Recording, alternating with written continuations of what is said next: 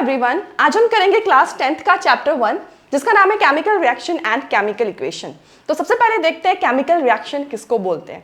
Chemical reaction किसे बोला जाता है? केमिकल रिएक्शन उसको बोलते हैं जिसमें दो या दो से ज्यादा सब्सटेंसेस कंबाइन होकर प्रोडक्ट बनाते हैं, जैसे कि A प्लस बी।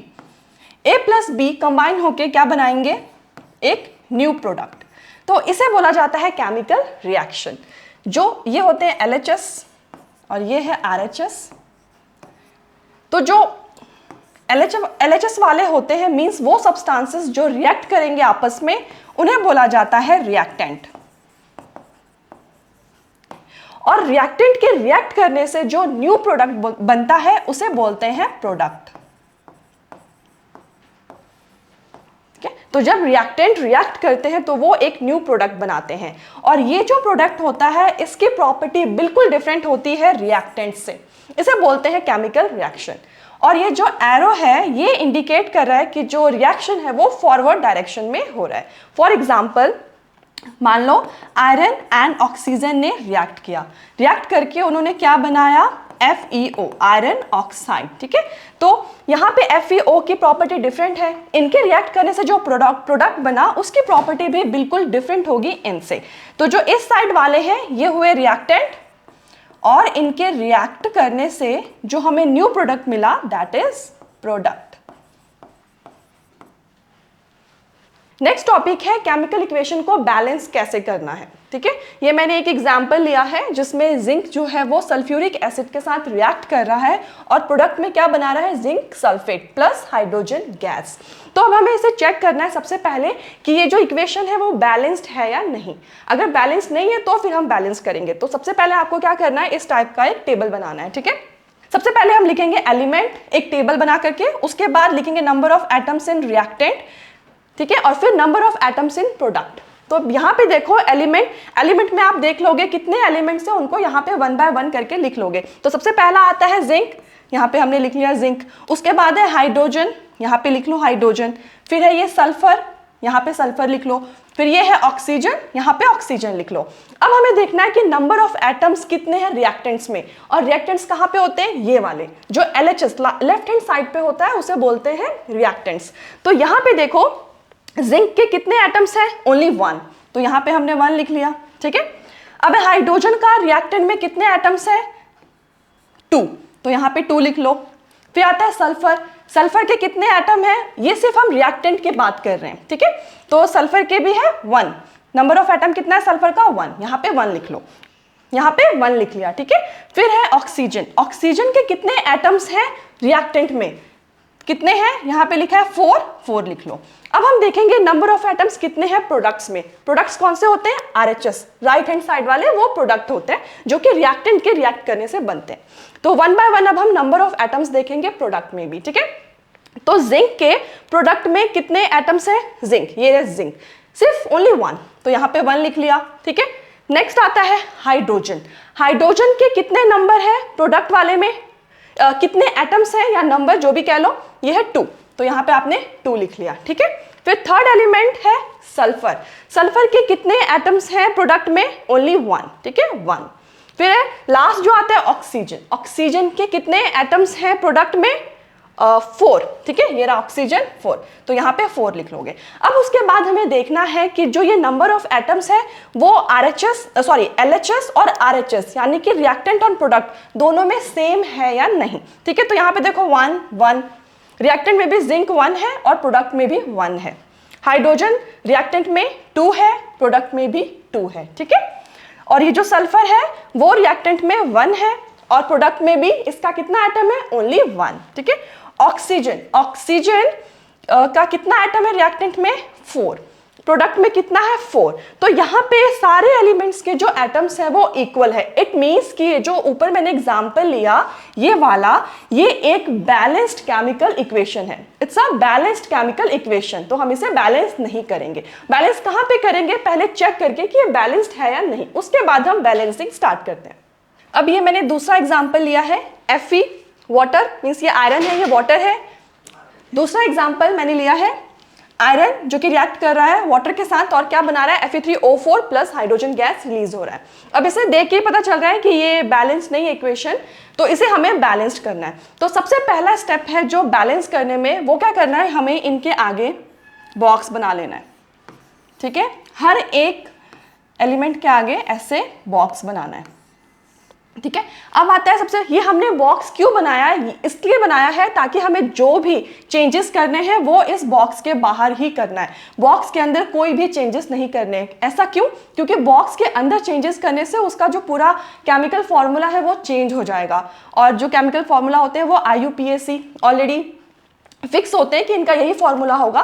तो इसके अंदर चेंजेस करने से क्या होगा, पूरा का पूरा जो एंटायर कंपाउंड है वो चेंज हो जाएगा। इसलिए हमें जो भी चेंजेस करने हैं इस बॉक्स के बाहर करना है। ओके, अब है सेकंड स्टेप। सेकंड स्टेप में हमें क्या करना है, वैसी टेबल बनाना है जिसमें हम सबसे पहले लिखेंगे एलिमेंट, फिर नंबर ऑफ एटम्स कितने, रिएक्टेंट। रिएक्टेंट कहाँ पे होते हैं, लेफ्ट हैंड साइड, ये वाला रिएक्टेंट होता है। ठीक है, तो सबसे पहले हमें अब क्या करना है, पहला स्टेप हमने देख लिया, बॉक्स बनाना है। दूसरे स्टेप में क्या करना है, वो हम टेबल बना लेंगे जो मैंने आपको पहले बताया था। सबसे पहले एलिमेंट लिख लेंगे, फिर number of atoms in reactant, reactant कौन से होते हैं, LHS वाले। ठीक है, ये वाले रिएक्टेंट होते हैं।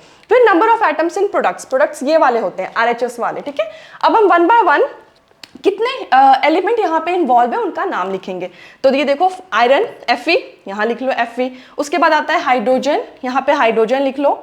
फिर है ऑक्सीजन, यहाँ पे हमने ऑक्सीजन लिख लिया। अब इसमें चेक कर लो कोई रह तो नहीं गया, Fe लिख लिया है, ऑक्सीजन भी लिख लिया हमने, हाइड्रोजन भी लिख लिया। वो वेरी ऑब्वियस है कि जो रिएक्टेंट में होगा वही प्रोडक्ट में होगा ऑफ कोर्स, पर फिर भी फॉर अ सेफर साइड हम प्रोडक्ट में भी एक बार चेक कर लेंगे कि सारे हमारे एलिमेंट्स जो है वो हमने लिख लिए हैं या नहीं। ठीक है, फिर आता है अब नंबर ऑफ एटम्स कितने हैं रिएक्टेंट में। तो आयरन का देखो Fe, आयरन के कितने नंबर है रिएक्टेंट में, ओनली 1। ठीक है, तो यहाँ पे 1 लिख लो।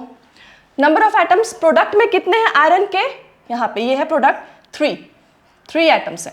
ठीक है, फिर आता है हाइड्रोजन, हाइड्रोजन रिएक्टेंट में कितना है, 2 एटम्स हैं। ठीक है, प्रोडक्ट में इसके हाइड्रोजन के कितने एटम्स हैं, 2।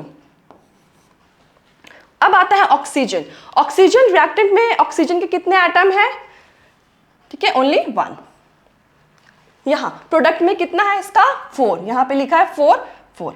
तो ये हमने नंबर ऑफ रिएक्टेंट्स लिख लिया LHS में और RHS में। अब यहाँ से हमें पता चल गया, देखो यहाँ पे नंबर ऑफ एटम्स इक्वल नहीं है, तो ये ऑब्वियस बात है कि ये अनबैलेंस्ड इक्वेशन है। अब हमें इसे बैलेंस करना है, तो अब हम थर्ड स्टेप करेंगे। अब आता है हमारा थर्ड पार्ट। थर्ड पार्ट में हमें अब बैलेंसिंग कहाँ से स्टार्ट करना है, सबसे पहले हमें चूज करना है जो यहाँ पे रिएक्टेंट एंड प्रोडक्ट है कि वो ऐसा कंपाउंड जिसके पास सबसे मैक्सिमम नंबर ऑफ एटम्स है या एलिमेंट्स है। तो वो है Fe3O4, इसके पास देखो यहाँ पे Fe है, H2 है, तो सबसे ज्यादा हमें किसके पास दिख रहा है, Fe3O4 के पास। तो पहले हम लेंगे Fe3O4। अब इस Fe3O4 में से सबसे ज्यादा एटम्स किसके हैं, ऑक्सीजन के, तो हम लेंगे ऑक्सीजन को। अब यहाँ से हम बैलेंसिंग स्टार्ट करेंगे। अभी हमने बैलेंस के लिए चुना था Fe3O4 को, उसमें से भी O4 को, तो फिर हम टेबल बना लेंगे। फिर हम यहाँ पे लिख लेंगे एटम्स ऑफ ऑक्सीजन। ठीक है, क्योंकि हम ऑक्सीजन से ही बैलेंसिंग करना स्टार्ट कर रहे हैं। रिएक्टेंट में कितने हैं, प्रोडक्ट्स में कितने हैं। ठीक है, तो फर्स्ट पॉइंट है, लिख लोगे इनिशियल कितने थे, और दूसरा पॉइंट हमने बैलेंस करने के लिए उसको क्या किया। ठीक है, तो यहाँ पे इनिशियल पता चल रहा है कि रिएक्टेंट में इनिशियल में कितने हैं ऑक्सीजन के एटम्स, ओनली 1। ठीक है, तो यहाँ पे लिख दो 1 इन H2O। ये देखो इस वाले में H2O में सिर्फ एक है ऑक्सीजन का एटम। प्रोडक्ट में ऑक्सीजन कहाँ पे है, इसमें Fe3O4 में। तो यहाँ पे कितने हैं ऑक्सीजन के एटम्स, 4, तो यहाँ पे 4 लिख देंगे। अब इसको बैलेंस करने के लिए ये देखो यहाँ तो ऑलरेडी 4 है, कम कहाँ पे है, रिएक्टेंट वाले में। ठीक है, तो इसको कुछ करने की जरूरत नहीं है, हमें इसे देखना है। यहाँ पे 1 है, अब हमें इसको इसके इक्वल लेके आना है, यानी कि 4 बनाना है। तो 1 को हम किससे मल्टीप्लाई करेंगे कि ऑक्सीजन का जो नंबर है वो रिएक्टेंट में भी 4 हो जाए। ऑफकोर्स 1 × 4, तो यहाँ पे भी आ गया 4। ठीक है, 4 से हम उसे मल्टीप्लाई करेंगे तो रिएक्टेंट में भी ऑक्सीजन के एटम 4 आ जाएंगे। अब हमने यहाँ पे 4 लेके आ गए, मींस हम 4 कहाँ पे लिखेंगे, रिएक्टेंट में। ठीक है, तो अब हम इस इक्वेशन को फिर से लिख लेंगे क्योंकि हमने उसमें ऑक्सीजन वाला जो पार्ट है वो बैलेंस कर लिया। ठीक है, तो Fe plus same as it is लिखेंगे H2O। ठीक है, प्लस सॉरी, फिर एरो में क्या बन रहा है, Fe3O4, फिर प्लस H2। ठीक है, अब यहाँ पे हमने बैलेंस किया था रिएक्टेंट में, किसको? 4 से। तो ऑक्सीजन देखो यहाँ पे कौन से रिएक्टेंट में किसके पास है? हाइड्रोजन के पास। तो हमें यहाँ पे ऑक्सीजन का नंबर 4 लेके आना है, ठीक है। और मैंने आपसे कहा था कि पहले बॉक्सेस बनाने हैं, तो हमें जो भी चेंजेस करने हैं वो बॉक्सेस के बाहर करने हैं, बॉक्सेस के अंदर नहीं। मीन्स हमें कॉफिशिएंट में सिर्फ चेंजेस करना है। कॉफिशिएंट क्या होता है? जो आगे होता है, ठीक है। तो जो भी हमें चेंजेस करना है यहाँ पे करना है, यहाँ, ठीक है, बैलेंसिंग करने के लिए। तो रिएक्टेंट में 4 आया। अब ऑक्सीजन रिएक्टेंट में किसके पास है? H2O के पास। तो नंबर 4 यहाँ पे लिख लो 4, ठीक है। 4 H2O हो गया। अब हमने जो बैलेंस किया था वो हमने लिख लिया 4 H2O। तो हमारा ऑक्सीजन जो है वो बैलेंस हो गया। अभी भी हाइड्रोजन एंड आयरन बचे हुए बैलेंस करने के लिए, तो आप इन दोनों में से कोई भी एलिमेंट चूज कर सकते हो। बस पहली कंडीशन ये थी कि हम वो कंपाउंड लेंगे जिसमें सबसे ज्यादा एटम्स हैं, इसलिए हमने ऑक्सीजन लिया। उसके बाद के स्टेप में आप जो बचे उसमें से कोई भी ले सकते हो। तो आप हाइड्रोजन भी ले सकते हो, आयरन भी। तो यहाँ पे हमने लिया है एटम्स ऑफ हाइड्रोजन, ठीक है। वही सेम करेंगे। इनिशियल में कितने, बैलेंस करने के लिए हमने कितना किया, रिएक्टेंट में कितने हैं, प्रोडक्ट में कितने हैं, ठीक है। तो अभी हाँ हमने लिखा रिएक्टेंट में देखो हाइड्रोजन के कितने ये है एलिमेंट्स, तो यहाँ पे हाइड्रोजन ये है, और आगे हमने 4 किया था बैलेंसिंग करके, 4 2 जा 8, तो 8 है हाइड्रोजन में, ठीक है, रिएक्टेंट में। प्रोडक्ट में कितने हाइड्रोजन के एलिमेंट, यहाँ लिखा है सिर्फ 2 है, 2 in H2। तो ज्यादा किसमें, इसमें 8 है, प्रोडक्ट में सिर्फ 2 है। तो अब हमें इस वाले को 8 बनाना है। तो हम 2 को ऐसे किस नंबर से करेंगे कि प्रोडक्ट में भी वो 8 हो जाए? तो 2 को हम 4 से मल्टीप्लाई करेंगे तो वो भी 8 हो जाएगा, ठीक है। हमने यहाँ पे किससे मल्टीप्लाई किया? 4। अब हम इस 4 को यहाँ पे लिख लेंगे, ठीक है। ये प्रोडक्ट में हमने चेंजेस किए हैं तो हम प्रोडक्ट में ही लिखेंगे। यहाँ पे लिख लिया हमने 4। और ये याद रखना, जो भी हमें चेंजेस करने हैं बॉक्स के बाहर करना है, यानी कि सिर्फ कॉफिशिएंट में, ठीक है। बॉक्स के अंदर कोई भी चेंजेस नहीं करने हैं। तो ये हमारी इक्वेशन हो गया बैलेंस करके।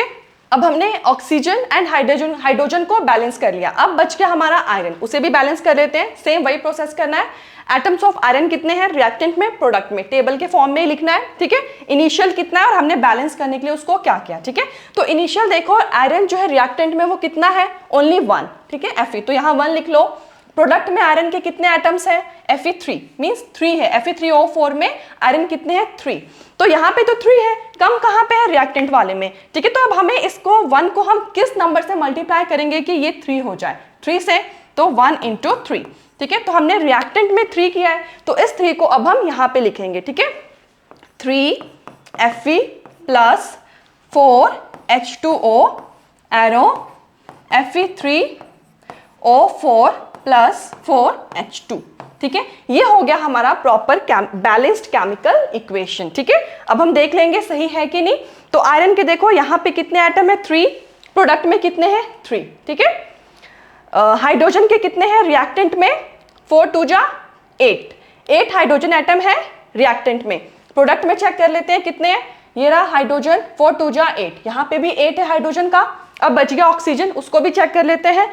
ऑक्सीजन कितना है, 4, ठीक है, 4 है रिएक्टेंट में।